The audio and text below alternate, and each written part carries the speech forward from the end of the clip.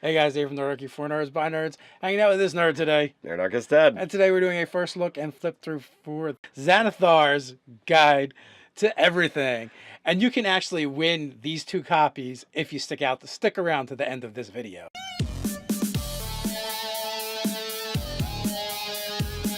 Jump down the description below where you can sign up for Nerdarchy the newsletter, get weekly gaming tips, as well as learn how to game with Nerdarchy. And don't forget, if you want your own personal Xanathars Guide to Everything, in the description you can find a link to Amazon and you can pick it up there. You start with the very opening here in the inside of the cover. Do you remember the name of that fish, Ted? I believe it's Silgar. Silgar, Xanathar's pet goldfish, or koi maybe? We've got down here, you've got the 2, cover options.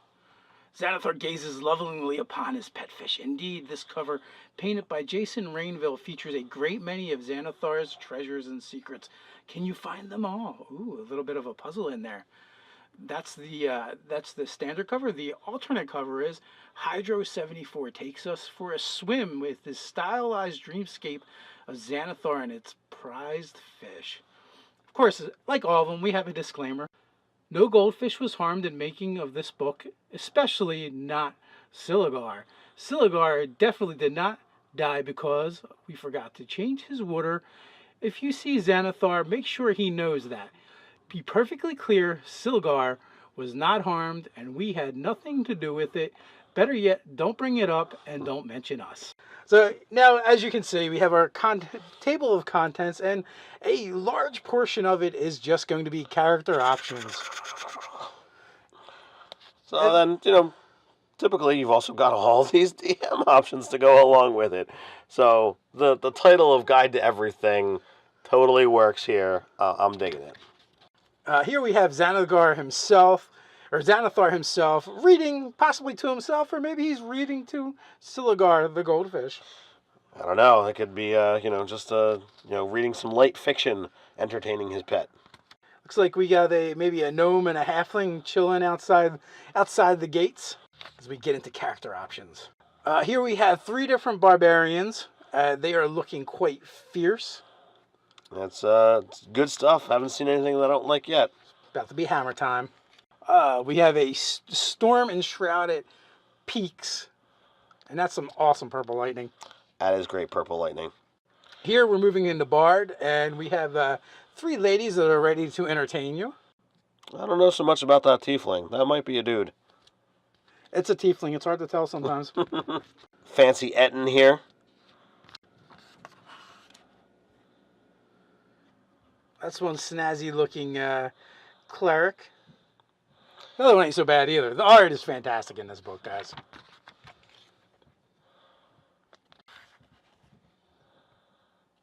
Got some druid circles going on now. Both of which are depicted with pets.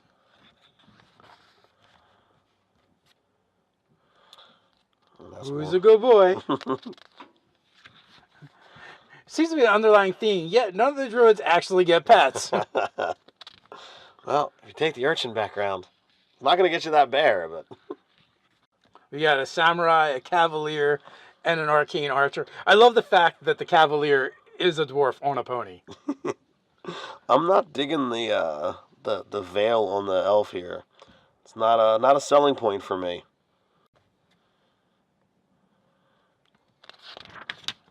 Now we move into monks, and we have a tiefling, it looks like maybe a halfling, and a human.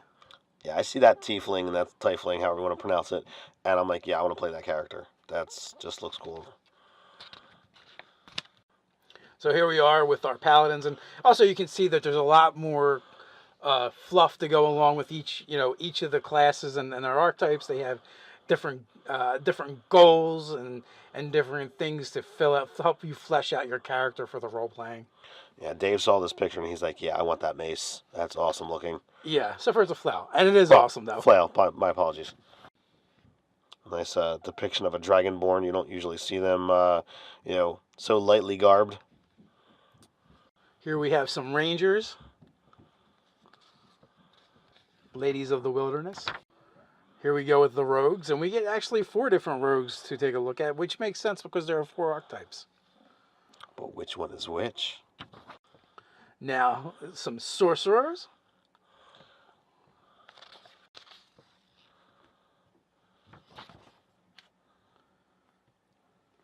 is one badass looking tiefling there. Yeah, we're in the warlock section. Our only wizard archetype, and that's the war wizard. So we're getting back into some more, half page and quarter page art that quite stunning.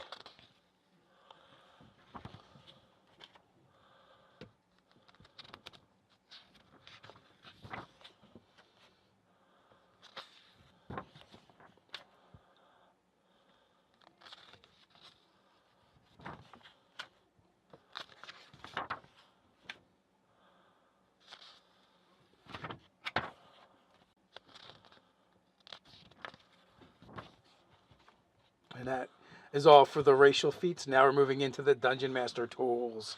And, how appropriate to have an awesome owlbear that looks like it's going to destroy this party.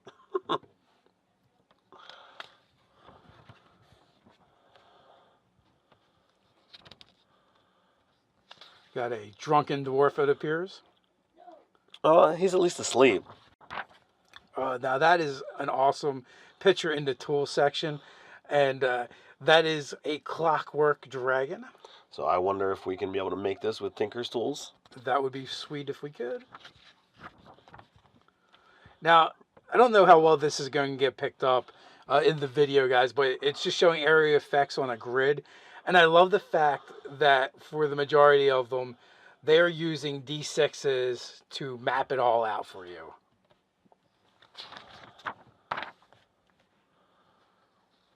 I love this picture here. This is hilarious. The fact that you have, what looks to be an accountant or maybe even a attorney in with these monsters.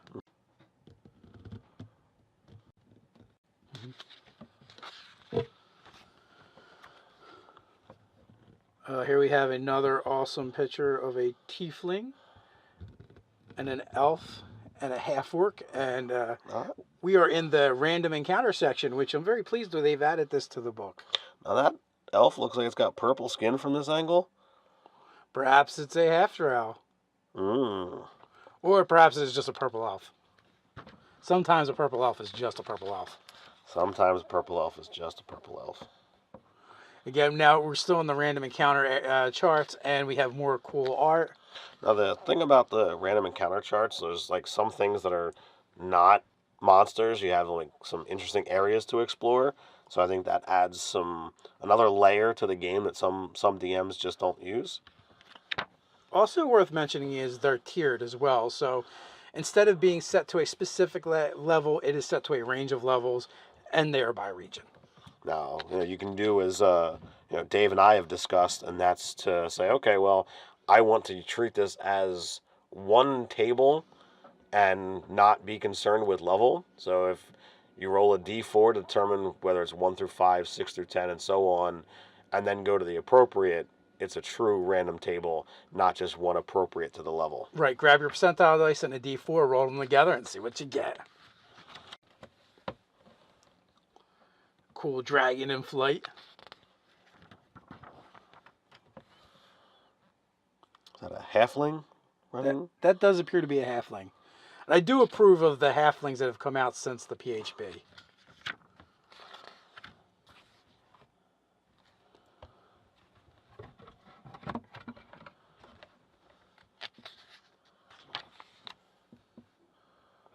Always like seeing what could be a player character falling victim to some trap. And that seems appropriate in the trap section.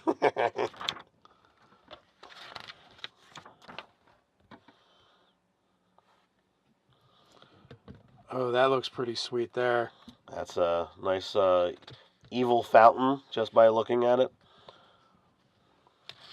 There looks to be an arcane trickster using some Ledgermane. Nice.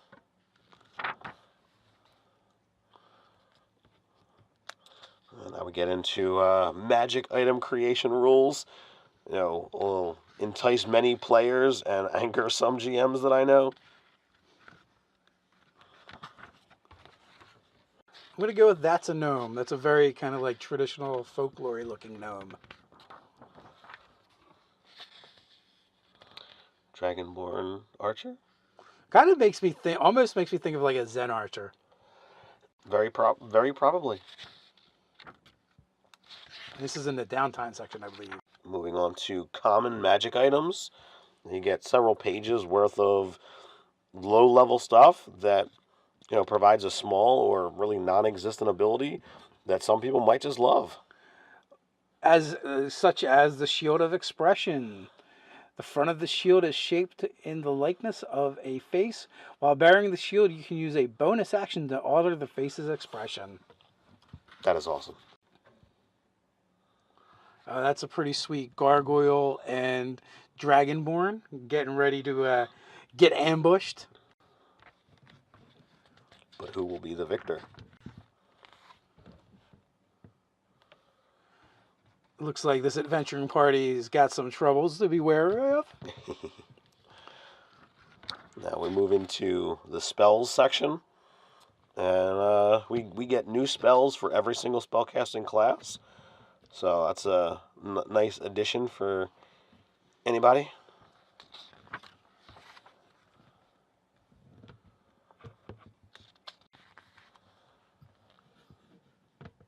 That's a nice Pegasus. That's not a nice Pegasus. That is not. That looks like someone is going to have a bad time soon if they lose concentration of that spell. It's nice that you can see the effects of like the magic circle and the candles. I'm digging the extra bits that are in there.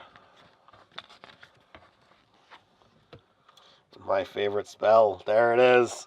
Mighty Fortress. That is a Mighty Fortress. You gotta get this book just for that spell. And then get to be able to cast 8th level spells. There's another favorite of ours so far, Shadowblade.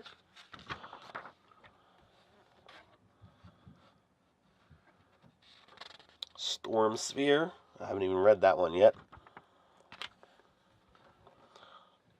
And look at that. We do have a new creature stat block that's in here. The Tiny Servant. Yes, it is a 3rd level spell that takes a minute to cast, and it lasts 8 hours. I don't know what that's about, and it also looks like you can cast it at a higher level. So I'm kind of curious to read that one, but I'm going to have to wait until we're done this video. Oh, we have some spooky forest stuff. And loads of tables for names based on whatever you are. The options are here. Some nice scenery. And that go along with it. That brings us to our end of this. Oh, look at that. That's nice. Oh man, that is not such nice scenery. As we approach the last page of the book. And then we sail away. As we said, you have an opportunity to win one of these books, and the first prize will go to get the alternate version and cover. Second place will get the standard cover. And in order to win these books, all you have to do is go down to the link below. You'll find the Gleam contest. Click that, and it'll give you instructions on how you can enter several different ways. So while you're heading down there to enter the contest, don't forget to comment, like, share, and subscribe. And while you're doing that, don't forget to check the description and get your own copy of Xanathar's Guide to Everything. So until next time, stay nerdy.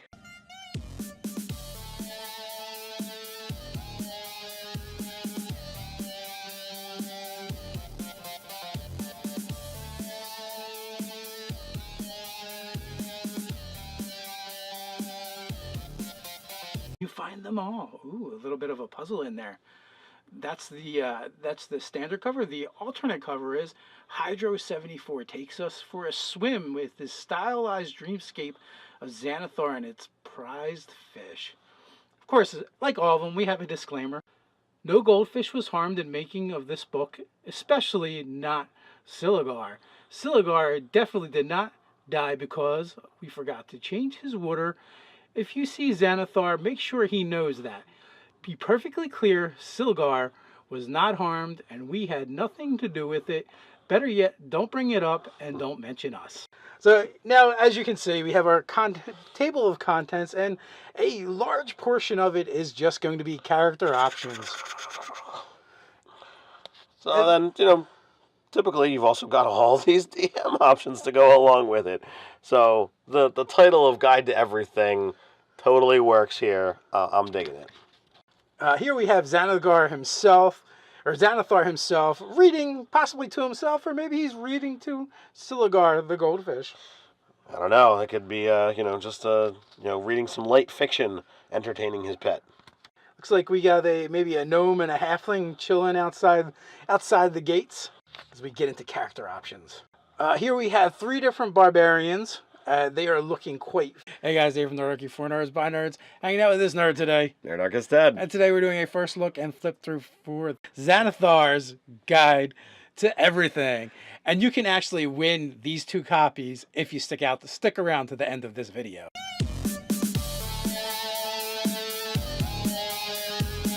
Jump down in the description below where you can sign up for Nerdarchy the newsletter, get weekly gaming tips, as well as learn how to game with Nerdarchy. And don't forget, if you want your own personal Xanathar's Guide to Everything, in the description you can find a link to Amazon and you can pick it up there. We start with the very opening here in the inside of the cover. Do you remember the name of that fish, Ted? I believe it's Silgar. Silgar, Xanathar's pet goldfish, or koi maybe? We've got down here, you've got the 2, cover options.